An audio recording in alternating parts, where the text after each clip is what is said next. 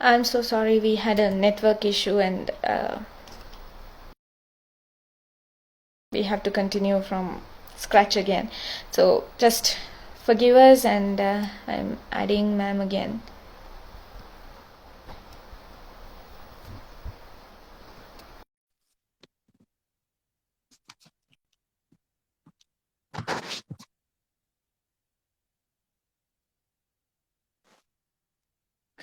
I think we are back. I'm sorry, ma'am. There was a network No, that's problem and okay. it got disconnected. Oh, that's okay. That So, happens. That happens a lot. I think yeah, so, everyone is at home using the net, right? yeah, probably. So, unfortunately, I think we have lost the beginning of our conversation. That's terrible because the So we app can, also got yeah, crashed because of the network. So, what we continue from here on is going to be online. So, sorry, okay. So folks, you will not be having what the we, beginning part of it. so did we lose what we recorded earlier? Yes, ma'am. It has not got saved. Ah, okay. That's So, fine. anyways, probably by the end, we could just while wrapping up, we could just go through that. But let's continue. So, we were talking about the Yeah. history of how uh, the power of women started to gradually decrease. Yes. So I was actually talking about Queen Anula being the first woman, the queen, to conquer the country. And after Queen Anula's demise, with another queen comes to power, Queen Sivali, and then afterwards, Queen Leelavati.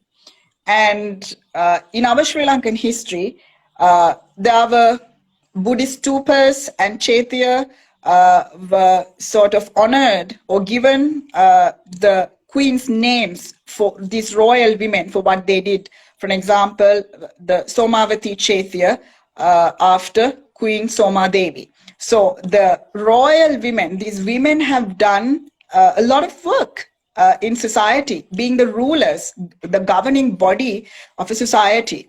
And at the same time, if you read into the history, we know that before the Vijaya and his 700 men came to Sri Lanka, prior to Vijaya, there were two tribes in Sri Lanka, the Yakas and Nagas. And Kuveni, the Queen Kuveni, was on the throne, right?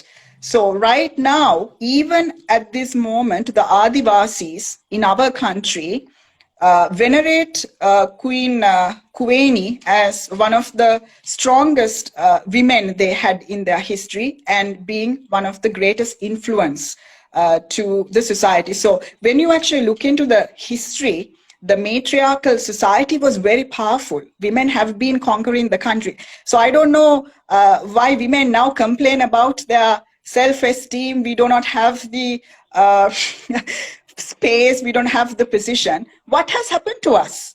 Have things changed? Have the society changed? Have women lost their power, lost their rigor, their psychological resilience to progress themselves, right? So with change of time, things have changed and gender disparity has come into play.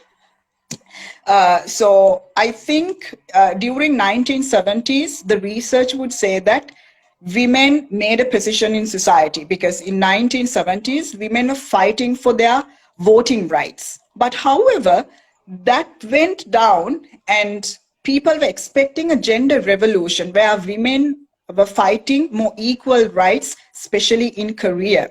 So with the patriarchy comes into the society, especially like even in Sri Lanka, with the colonization of the Brits and Portuguese and Dutch, right? The society started to change.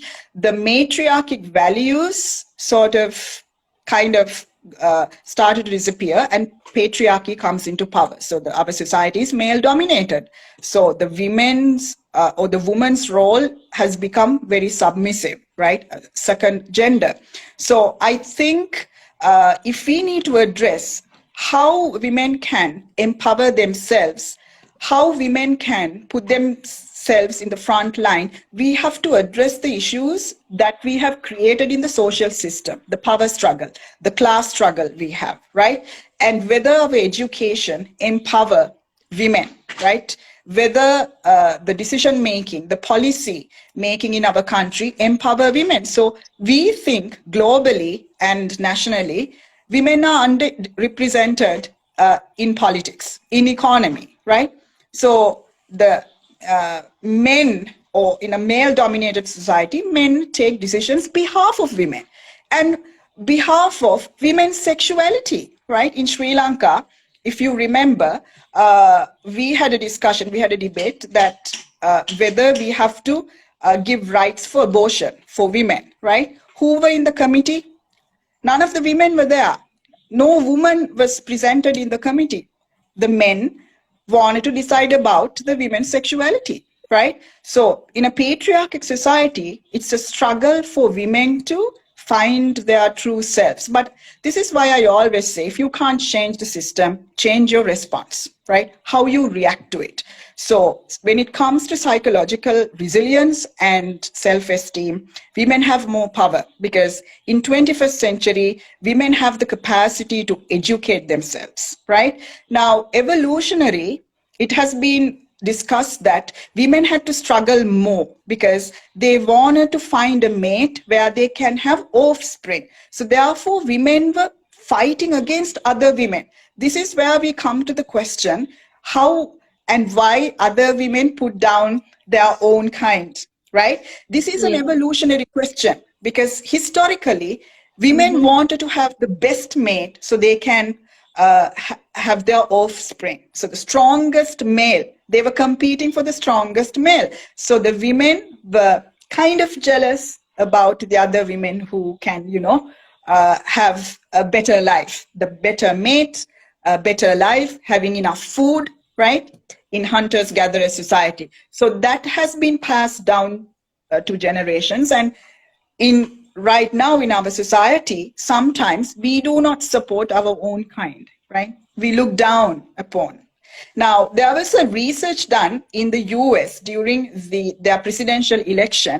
We know that the Senator Elizabeth Warren, now the vice president, current vice president in the United States, Kamala Harris, they were competing, right? Competing for the position to be the president. But women have been voting a white male. Women have also been supporting a white male to be the president. So they could have easily supported a woman to become the president.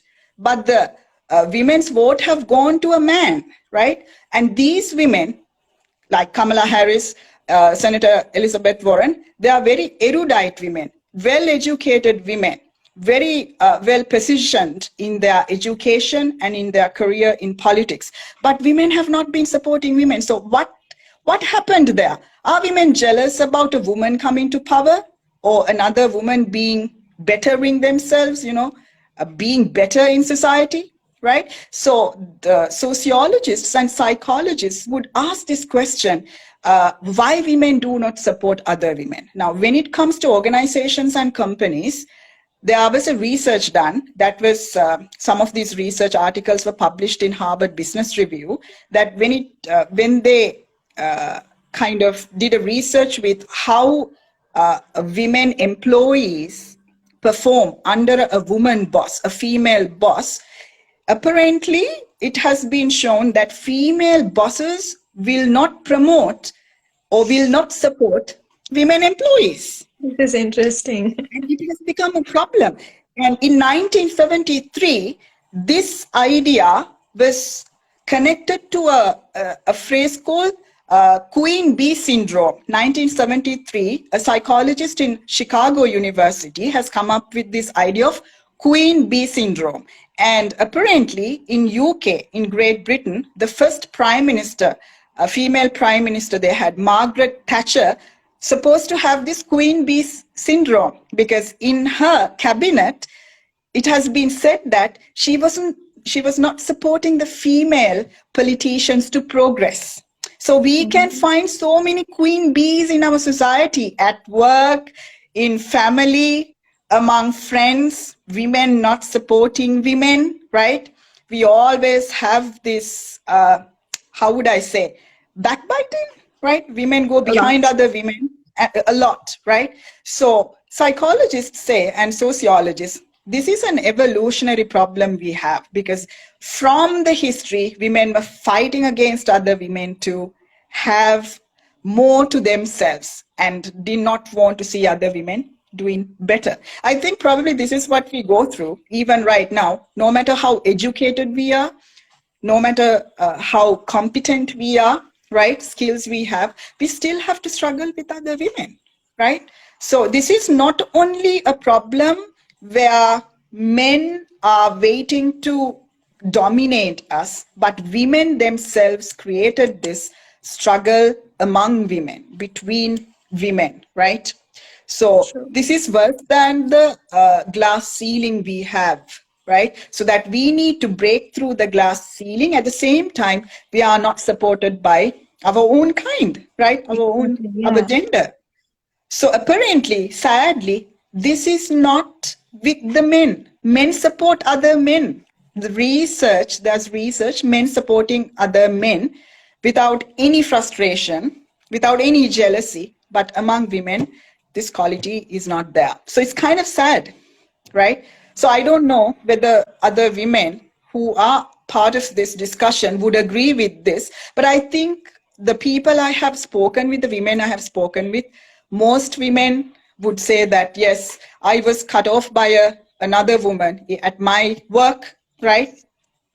I have very bad experiences with women, not with men at work. Because another woman had cut me off from getting my promotion, getting a higher pay, right? Not recommending me to another level of a promotion at my work. So there you go. So this is a, And even friendships, like we have better friendships with men. Like I am always being, my mother makes fun of me. She's like, do you have any girl as a friend? And I'm like, yes, I have never, what do I say? I have never been very particular about it. But like, if I yeah, say right now, I don't have many friends, which I usually keep telling. And the yeah, handful of friends I have, guys, they're more supportive, there you go. helpful. Yeah, You know, it is that's really true. sad. Though we are laughing about this, it's so sad when it comes to the point where, like, as you said, we are not supported by, or we are not supporting our own kind. It's really Yeah, sad, but still, yeah. how do you think this can ever change? Actually, this is a debatable question in psychology and sociology. It's a kind of a tricky, complex question as to why this happens, right? So, women behind women, not supporting women to progress, right? So, there's no gender progress when it comes to females, women. The progress is declined by another woman. So, this question has been addressed in psychology, and I think it's very complicated, right? We might not say that all women do it, but most women do it, Most, right? yes. Most women do it. And it's inherited. The psychologists would say it is inherited, and probably we learn it through socialization. For example, like parents trying to make sure that my child is better, my child is well, my child should be pretty, my child should have the best dress, and sort of giving that competitive idea when you are a child that you should be better than the other child, your friend, right? So socialization process also a better play a role in this, right? You can probably, you may have seen the boys, even when they're small, they can play together, but when girls try to play together, there's some conflict, right? So from the small stage, we do not seem to get along with women. So we have a lot of evidence of this, but like, have they found any sort of reason for this, ma'am? Like something in the hormones or the biology. So is it something like that, or like what is the real reason behind this? One of the reasons they would say is that honestly speaking, this is ingrained in our culture, right? This is Mm-hmm. ingrained into the social system, the current social system we play. This is why individually we would say that you need to sort of think about how competent you are rather than comparing yourself to someone else, right? So this Yes. comparison has made things worse. You would start to compare yourself to someone else when you kind of feel that you are not doing better at your work or in your life. Your decisions are, you feel like hopeless. This is it's a problem with your self-esteem and the psychological resilience you have. This is why self-awareness is important for women. Mostly, since we are talking about women has to understand what kind of skills they have. What are my aspirations? What are my values? What values I stand by? These are the questions we need to ask. So sociologists and psychologists say that if you have problems with the decisions that you make, that you go to compare someone and get frustrated, write your values down, have a self-talk, right? Go to that stage, go to that platform where you can perform well. Right, talk to your mind and say that you are doing fine, that you don't have to compare yourself to anyone. And this is again to do with personality development. Now, in personality psychology, we would say that personality is about having a better version of yourself. That is what personality psychology teaches you. So this applies to women as well. So since we are talking about self-esteem, I think the problem here is women do not have a lot of idea or sometimes any idea of why we need to focus on our self-image, the inner self-image, not just the outlook, not just the Yeah. appearance, right? But the inner qualities we have. The moment we have a little doubt about it, we go into comparisons and become frustrated. And that is one way we can address this issue. Another issue is, like I mentioned it before, the way you respond to the society, the social system. If now, for an example, a lot of the times people ask you when you're a single woman at a certain age, why aren't you getting married?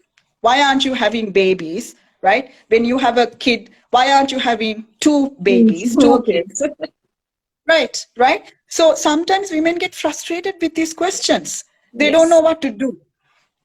So in face of a challenge like that, I think it's always a challenge. Like you have to consciously think, how am I going to address this question? How am I going to answer this question? You don't have to get angry, but you can be skillful. You can be strategic about True. Yeah. creating your response because it is your life. So psychologists have pointed out the moment you let the society, the social system value you or in their perspective, right?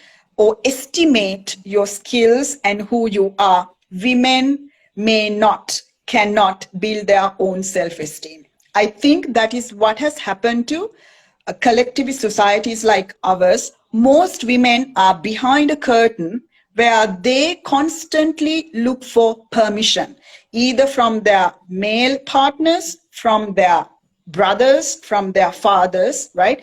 As a kid, you can, because as a kid, we uh, go through the guidance of parents. But when you come to a certain age, when you are an adult, you are expected to take your own decisions. So in the decision making process, still women are behind economically, politically, because of this constant permission they look for, right? So this is a kind of a blow to the self-esteem that women talk about, the women address. We need to be empowered.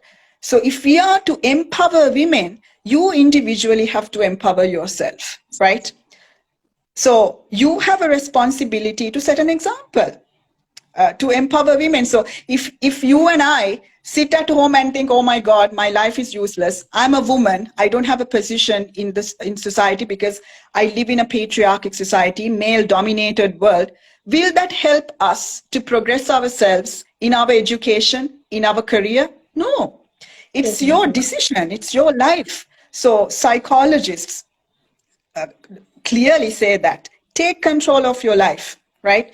Make decisions. Now, when it comes to psychology, people, I wouldn't say people, I think I should say psychologists like Sigmund Freud is highly criticized for being sexist, right? Yeah. His theory of psychoanalysis with the five psychosexual stages, especially with regard to penis envy, right? So the women do not have confidence because they don't have a phallus, the genital, the penis, Mm. they don't have a penis, so you become envious. So in contrast to that, Karen Horney, a female psychoanalyst, came with the womb envy. So if you say that women are frustrated because they have a penis, I come up with my theory. Men cannot have kids. Men can't bear kids because they don't have a womb, right? Mm. So I think that was very, I wouldn't say humorous. That's a kind of a progressive step Karen Horney took in the psychoanalytic theory. She was considered as a neo-Freudian, a follower Okay. of Freudian, but neo-Freudians are the ones who changed the psychoanalytic theory into their perspectives. So in psychology, most theories are brought up by men, right? When you think about, Sigmund Freud, Erik Erikson, Carl Rogers, Carl Jung, there are so many men, but gradually it started to change. Now, if you take Anna Freud, Sigmund Freud's daughter, she was the pioneer of defense mechanism, and she was a pioneer of child psychology. Mm. And Melanie Klein, she was a pioneer of play therapy, where children would use play as a mode of communication. And there was a female president, first female president for APA, American Psychological Association. I think her name is Mary Calkins, and she was a graduate of Harvard University. But unfortunately, Harvard University refuses to give her the degree because she is a woman. So she could not claim her degree, even though she did all her work just like her male colleagues.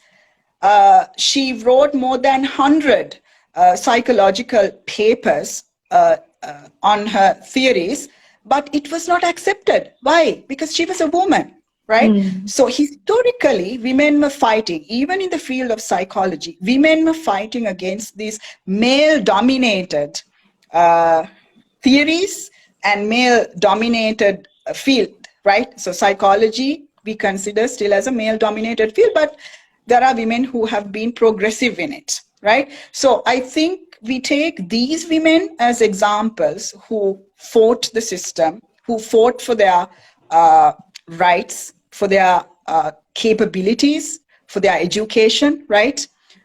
So I would say that social system can be not progressive for you, but way you react to it, the way you go about it should change. So if you let the system put you down, well, there's no way out for you, right? So in any social context, the way we react to it is the strategy that may work for you as a woman, especially in a male dominated world or in a male dominated society. Yes. So, um, it's not about women fighting against men here. It's about fighting against themselves and others, other women. Yes, exactly. And So, there's something we have good girl conditioning.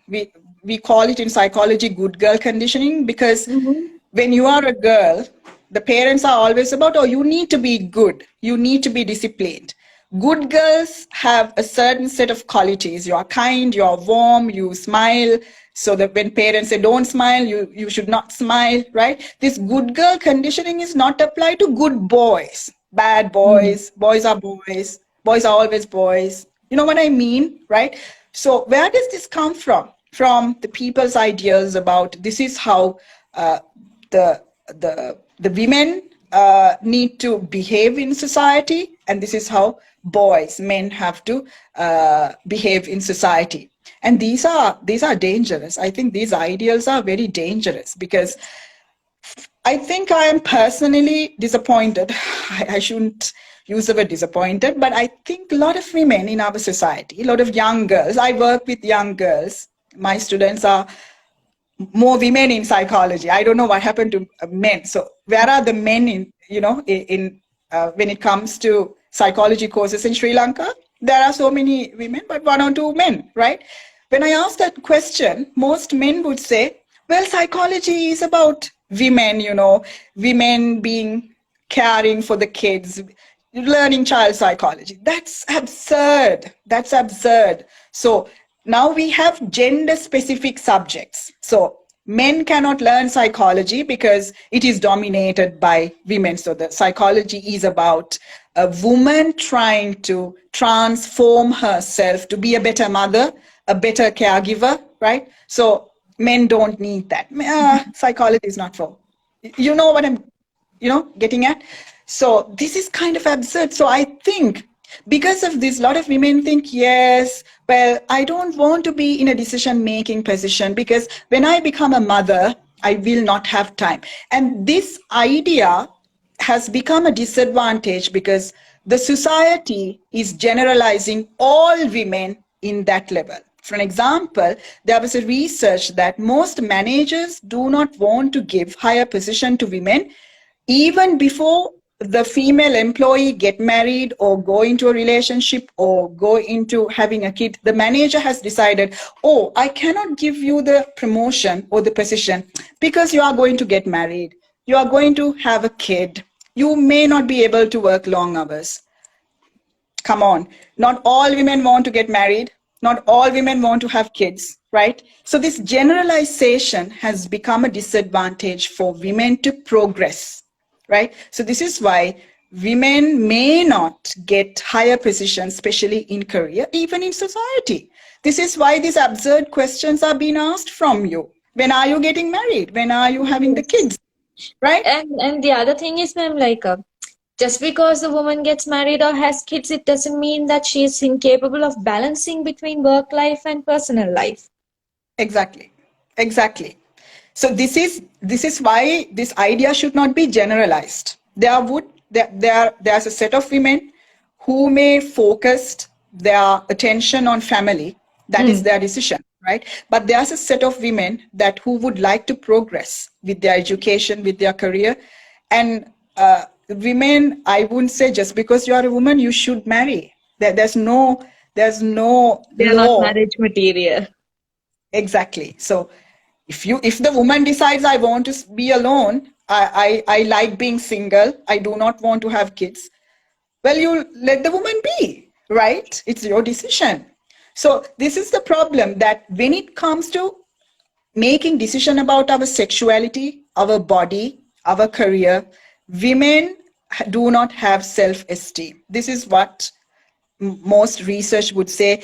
Not that they have the space, but they don't use that capacity, right? Because they underestimate themselves, that they Yes. are not being capable of doing things alone on their own because they doubt their confidence, they doubt their competence in various settings. And I think, Yes. I don't know whether it's been injected to the Sri Lankan society right now. A lot of women think they don't need a career, right? So I think most women, the women I have spoken to, they are pressured by to get into a marriage or having kids. So they think Mhm. about it.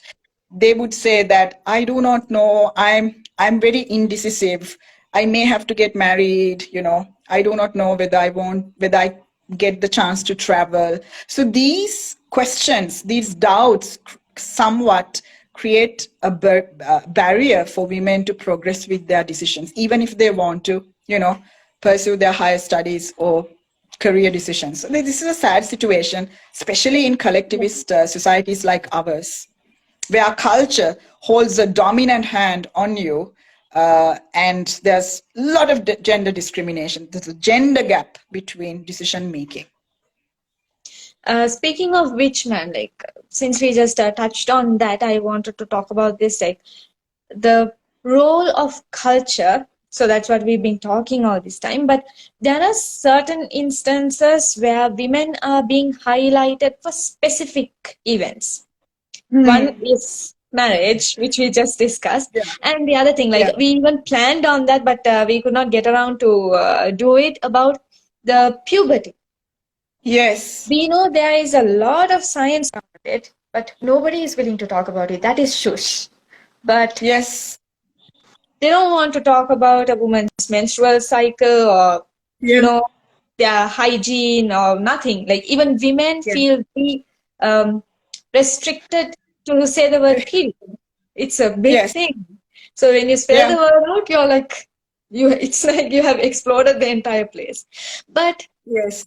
the celebration of it. So when a girl hits puberty, when she has her first period, that is celebrated. So they want to, you know, advertise it. That is, I Yeah. would say it's advertising. The way they hold the function, have the relatives. So they would do that. They can like publicly say that their girl has hit puberty, or she is capable of Yeah. bearing kids now, but they do not want to talk about the rest of it. So do you think, man, like, so that again is creating this barrier? Okay, so women are meant to be objectified. I would say that it's Mm. an objectification. So can we just Yes. talk about Yeah, that? it's a very good question. Yes, like we actually wanted to discuss about it, but we couldn't, I think. So, yes, this comes with the female sexuality. And unfortunately, the female sexuality, evolutionary and historically seen as for procreation, right? So the female menstrual cycle is connected to the idea of procreation, that she comes to a certain age, or she comes to a certain biological level where she can have kids, right? Her biology changes. So menstrual cycle or menstruation is biology. It's nothing to do with culture, right? I don't know where these rituals came attached to the female biology, that we need to celebrate it. Now, a lot of the times, I think our society, if you take Sri Lankan culture, sex is a taboo. You can't talk about sex. You can't talk about sexuality, female Let alone talking sexuality. about it, like telling the word. It's like Oh the my God, word. yes. It's stigmatized. You become stigmatized if you publicly speak about your sexual interests, your desires, right? So it's like you can't talk about Sigmund Freud, right? People do not want to talk about Sigmund Freud because he's about the sexuality of human being, because we consider ourselves as social beings and sexual beings. And historically evolutionary, we have a certain biology because historically we wanted to procreate and continue our generations, right? So it is given to us, but we try to hide it intentionally because we think it's a taboo. It's embarrassment to talk about, sexuality. And because of that, people have come to misconceptions about, especially about female sexuality. When we have rituals about when you have your first period, it's a biological thing, right? It is nothing to do with culture or customs or traditions. But then the same people who does not want to talk about sexuality or sex or female sexuality celebrate the first period of the daughter, of the girl, right? Inviting hundreds of people, right? And exchange of gifts. So it's like the parents or the adults want to say, oh, my daughter got the first period, right? It's like you said, advertising that, okay, she's ready to now have go into an intimacy and for procreate. Mm. There she is. She's ready for procreation, right? But after, they don't want to talk about uh, sexuality or intimacy because that's an embarrassment, right? They still can talk about puberty, they still can talk about menstrual cycle, celebrate it, but they don't want to talk about uh, sex in society. It has become a taboo. Such two controversial situations, right? So I think this comes with the culture where, like you mentioned, this whole idea about objectifying the woman, right, in a certain way that she's ready to give birth. And the idea of that female role or gender role is a submissive character, a nurturing character, where she cannot make decisions, but she's there to procreate and become a good wife, become a mother. So those are the ideals attached to the girl once the girl hit puberty, right? So with puberty, your role completely changes. Your gender role. Gender roles are given by the society. Whether you are a good daughter, whether you are a good mother, whether you are a good girlfriend, right? A good spouse, a good wife. So you may have doubts about yourself, whether am I a good mother, am I a good sister, a daughter, a good girlfriend, or a wife, because this is how the society expects me to be. So this puberty celebrations or period celebrations are absurd, right? Now I think a couple of years back, when you go to a supermarket and purchase sanitary napkins, right, they put that packet, the napkins, into a brown paper bag because it should not be visible. Why? Yeah. It's a shame to the woman. Oh yeah, I go through my periods, or I go through a menstrual cycle, so I should not talk about it. It's shame. People know about it. A woman has to go through the cycle, and that's how her biology has made her, right? It is nothing to be embarrassed about, but the society is embarrassed about it. But Yeah. still, the same people who hides the napkins in a brown paper bag will celebrate the puberty or the first period of the daughter, inviting 100 to 200 people into their house. Known and Hypocrisy. unknown. Yeah, known and unknown. And those parties become alcoholic parties Mm. because a lot of the times the girl is ignored, and most of the people who comes as guests, it becomes a party that a lot of people who drink alcohol, party themselves and forget about the woman, forget about the girl. Absolutely. So girl Yeah, is somewhere in the corner, right? true.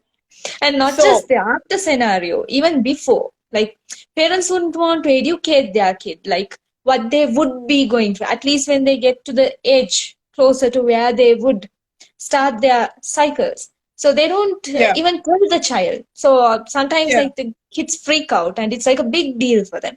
So I yes, think that this lack of education also leads to a lot of, what do I say? Unpleasant situations as well. Like, mm, people see this as a very big deal, and even I would yes, say, like, the reasons for sexual harassment in the society, all this is definitely, because people try to hide these things. Like, if they had definitely. been more free to educate themselves as well as their kids, I think the world would be a safer place for women to move out Definitely. freely. Something wrong with our education system is not having this sex education. A lot of people are against it. Sometimes people here who would take part in this discussion would criticize me for promoting the idea of having sex education, but that is something we must do, right? So either way, the children are going to find out in they probably have different strategies, because a lot of the times I come across kids who would rely on pornography as to learn about intimacy or healthy sexual relationships. Pornography doesn't talk to you about healthy sexual relationships, right?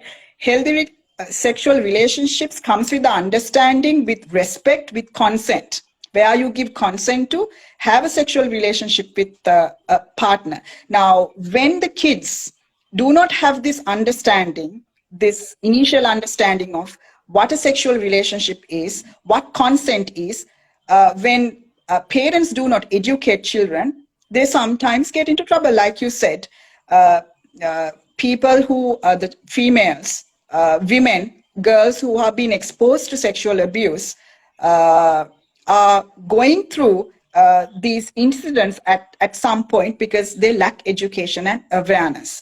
Now, I remember I did a research 2 years ago with sex workers, the Mm-hmm. sex trafficking, the problem we have, one of the issues that we have in our society, sex trafficking for women.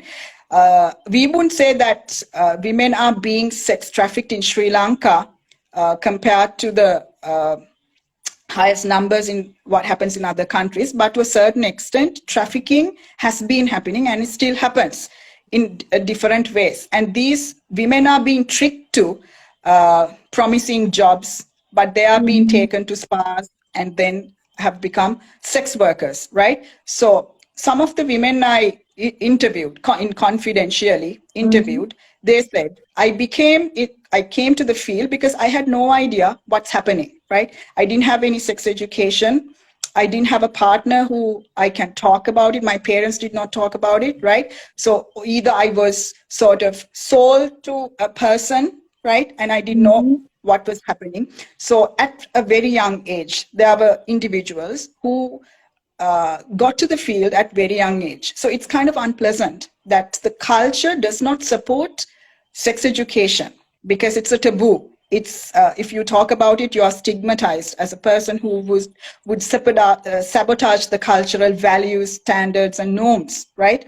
And I think this is a barrier for women to understand their sexuality, right? Sexual healthy sexual relationships. Now, a lot of the people would say, oh, living together is bad. You know, our culture does not promote it. We do not have those values. But I think even though it is highly criticized by people, when you live together with someone, you sort of have the time to understand a person or what you need, giving consent because the both parties can understand what they need to do in a relationship, right? So this is why most of the times people here in Sri Lanka, we get to know stories that most of the young people get into toxic relationships. Mm. Toxic relationships are the ones that you get abused mentally, verbally, sexually, right? Because they don't have an understanding of each other. So they just, uh, you know, get so excited about love, so they fall into a relationship without any mutual understanding of what they need from the relationship. So I am not saying we have to go for living together Yeah. style in Sri Lanka, but what I'm saying is that we need to take time to understand people because sexual relationships are very complex, right? So your marriage or your relationship includes a sexual relationship, so that you need to understand where you need to say no and where you need to give the consent, right? So any relationship uh, that you come into, if it is a romantic relationship, of course, you need to understand these parameters where you can say no and where you can give consent. So if that education is not there from the beginning, I think our kids try other ways to find about. Like hiding this is creating more bad than good, more harm than Exactly. good. They think that they are doing a good thing by hiding. Like, we are not saying that you need to exclusively do discussions about this, but at Yes. the basic knowledge, like they get educated about everything else, your respiratory system and everything. So, Yes. how essential it is for you to breathe and your blood circulation. Yes. So, even these kind of processes, if they are being explained the right way, I think Yeah. it's going to have a lot of I think positive most of impacts. the time the chapters on reproductive system is not taught in schools. It happened to us too. So Yes, like that, teachers freak out when they have to that is, teach the yeah, lesson, and children yes, get overwhelmed, exactly. overwhelmed when they see the Exactly. topic in their book. So we have a very unreasonable fear about talking Yes, sexuality in society. We fear, we stigmatize people, we kind of judge people when they talk about sexuality, right? yes, So this is unfortunate because we do not progress ourselves uh, with opening ourselves into exploring things, but we are sort of holding ourselves back in certain myth or cultural boundary that we can explore and learn, educate ourselves. So when it comes to these matters in terms of sexuality, sexual abuse, assault, unless we speak about, or give a sex education to our kids, I don't think we may find any sustainable solutions to these problems, right? So, Yes. because children are still blind about it. And again, sadly, this comes around to impacting the self esteem of women negatively because, again, Exactly. this is a matter that pertains to women. And, like, Exactly. probably people sometimes might think we got sidetracked with our conversation, but no, it was to point out, come Yes. back to our main topic, that Exactly. was reason why the self esteem of women is impacted. Again, sexuality plays a major role where women Definitely. have to remain silent and they can't speak about issues they come across. Yes, Yes, these are consent issues. So women are not aware about the consent. They can say no. So I think in our society, our women are afraid to say no. We think we need to say yes because that is how we are. We should behave in the public. You know, we should behave because we are the good kind. We are kind. We are warm. You know, we are caring. nurturing people. So saying no is a blow to our character. I think It's that's like a we don't care about the others. We are not yeah, empathetic, we say. exactly. We need to unlearn that because there are instances we have to stand by ourselves, our values, what we believe about ourselves, and say no. If you do not like something, you say no. You are not going to hurt the other person, but you are actually looking after yourself. So women have to understand that that is to do with your psychological resilience and your self-esteem. Yourself comes first. I would always say you can be empathetic, but to be empathetic about other people, you need to look after yourself first, especially as a woman, right? You need to address this stigmatization, this hierarchy. You need to sort of challenge the barriers you have that putting you down, because as a woman you need to take all the responsibilities on shoulders. No, you do not have to, right? You can take once you come to a certain stage, once you progress yourself, achieve your dreams, right? So we educate our boys at young age, go for your dreams. We can say the same things to girls, right? but Yes, but lot of parents would say, well, it's okay, you do your O levels and we'll get you, married. we'll find a partner, right? Yeah. You'll get married and have kids. Do we say that to boys just after A levels? We try to find jobs, right? We ask the boys to leave the country, but will we encourage our girls to do that? Most parents don't do that, right? So the language, the conversation needs to change from home, where we encourage our girls to think, no, you can do this, you can achieve your dreams, right? You can pursue your higher education. And when you told me about this thing where girls are not encouraged, another thing just popped into my head, especially in our culture. Like, people used to scare the girls. Like, if you Oh, do not yeah. study, if you don't get good grades, like, I'm going to Yes. get you married. You're not going to Yes. continue with your studies. When you come to the age, I'm going to get you married off. So this Yes. thing is also there. Like, I mean, A psychological threat that creates to fear. be honest, I don't think I have shame in accepting this. At a particular stage of my life, I really, like, worked my ass off to do it because I wanted to escape from that because I Yes. was scared. Like, Yeah. because my family did it, because they used to be like, this happened after my dad passed away. So Yes. it was my grandfather who was taking care, and like one day I had this Yes. lecture from him. Like, I think I should be Yes. sharing this because it would be useful to someone out there. So he indirectly tells me, like, he's like, you need to be careful, you need to pay attention to your studies. So indirectly, I'm getting the message: you fall into any trouble, you're going to get Yeah. married. Your education is going to stop. So this, Yeah. like, never let me, like, step back in my studies. Like, even if I was in a situation where I can't do anything, I'll be like, I need to study. If not, Yeah. that's the end of my life. So maybe I was resilient enough to get out of it and to break it. But unfortunately, many girls out there, they fall for Yes. this. And like Exactly. probably they settle for less. They're like, okay, fine. If I do not do my work, I'm going to get married to someone. At least I have that. So that thing is That there. talk, exactly, that talk doesn't happen with the boys, unfortunately. There you go. From the family, the socialization process is different for girls and boys. The education is different for girls and boys, and how we encourage our girls and boys to pursue their dreams are very different. So, from the stage of the family, we are encouraging this gender disparity, gender discrimination, and putting down our girls, right?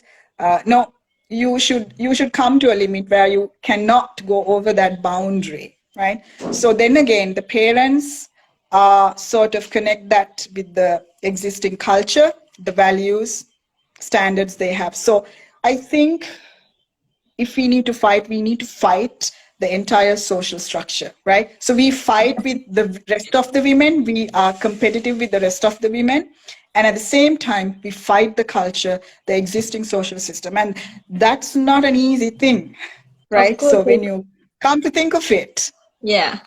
And even when the mother does it, like, they say that we are being, we are adhering to the family structure, the yes, norms of the family. So even when the mother, so being a woman, the mother is doing that to the daughter. So this keeps yeah, continuing as a cycle. So this is what needs to break. it's a vicious cycle. This is why we say, even in psychology and sociology, we would say we need to unlearn certain things if we need to go, if we need to see progress in our Yeah. career, in our decision making. This unlearning needs to happen. We unlearn the things that we have learned and identify them as wrong, not applicable. Setting boundaries, unnecessary boundaries and limitation to our progress. So, as Yes. women, we have a responsibility for ourselves, and how do we build our psychological resilience and self esteem? And we can do that. We can Yes. do that, but I do not know how many women want to do that, Yeah. right? So How many women true. think they're capable of doing it? That's the question. That's the Yes. problem we have. It's like we say, like most of the things when we talk about it, it's like we do not know how to break the cultural barriers. So Exactly. similarly, as on the end note is that it is not something women are fighting against men in the society. It's something women are fighting against themselves. They need to fight Yes. against themselves and other women. Yes, the entire social structure, Yes. right? So let's hope that women, we are not being like feminists or something like that, but still the fact is, like, the truth is that women, as we were talking right from the beginning, there Yeah, is an enlightenment that women fail to see themselves in a better position. They exactly. disagree to see them in a better position. They would That's yeah. prefer settling for less. That's one of the primary issues that we have, women underestimating themselves, so that from there onwards they do not see any progress. So they would think that's a submissive position they have. So the moment you think that you are in a submissive position, that you need to obey, you need to have constant approval from someone, you attack your own self-esteem. You Yes. put your own psychological resilience in trouble for the rest of your life or for a long time, which is And it sad does when it not happens. affect only yourself, but the future generations as well, because the same thing gets imparted Definitely. onto the rest of the society. Exactly, exactly. So I Yes. think the discussion we had today, it was very interesting, right? I think a lot of people may Yes. have questions, concerns, right? May not agree with us, but this is Yes, the I too was reality, right? thinking of the same. Yeah. So they could Yeah, ask questions from us, and like they can just post in anything they need to ask or any arguments they would have, and we could definitely. address this in future, because I think this is something that needs to be widespread. Yes, definitely. So I think we talked about several subtopics that pertaining to us, the gender roles, self-esteem, the position of the women in career and in household, right? So I think these Yes. things are to sort of go over and think about, because self-awareness is important for Yes. whether you are a man or a woman. The self-awareness and what capabilities competent you have is important to think, right? So especially Yeah. since we relied on women today, uh, go and achieve your dreams. Go for it. I would Of say, if course. you have a personality that you need to achieve this, go for it. Do not let anyone stop you from achieving your dreams, because that's what defines you. You define yourself. Do not let anyone else define who you are, what you can do, right? So that Of is course. why we address in psychological resilience in psychology that you need to have that mindset to respect yourself and have self-esteem. And Yes. this is what that is why we do conversations like this, because our if any young person listens to this, probably we can set an example, right? Because we need to encourage our girls to achieve their dreams and not to make barriers for them to discourage them from Of achieving course. what they want in life. Yes, no. So when I was getting into the conversation, I just felt like this time we have set is definitely not enough. Like, Yes, I really when it don't comes. know. Yes, I did not feel how yeah. fast the time went. I know, I know. I think we touched on a huge area, right? Yes. So this area, the things that we discussed today, is huge. It's vast. So I think a days or a few hours is not enough to address all the Of issues that we course. need to Yes. address, right? Probably, if we have questions from our audience, we can use them to develop future conversations. Maybe we can Definitely, break this topic into smaller parts, and we may, definitely. as time permits, we could have discussion. So, thank you so much Yes, for setting aside your time, ma'am. Like I had, no worries. I as always always. enjoy I always enjoy having discussions with you like this, and initiating this discussion. I give you all the appreciation, and thank you so much, Yashoda, for doing what you're doing right now. So I'm always there to continue with discussions whenever you want, having my time, and I never think that it's a waste of time being here in this platform. So Thank you for your if I can support. do And like something, yeah.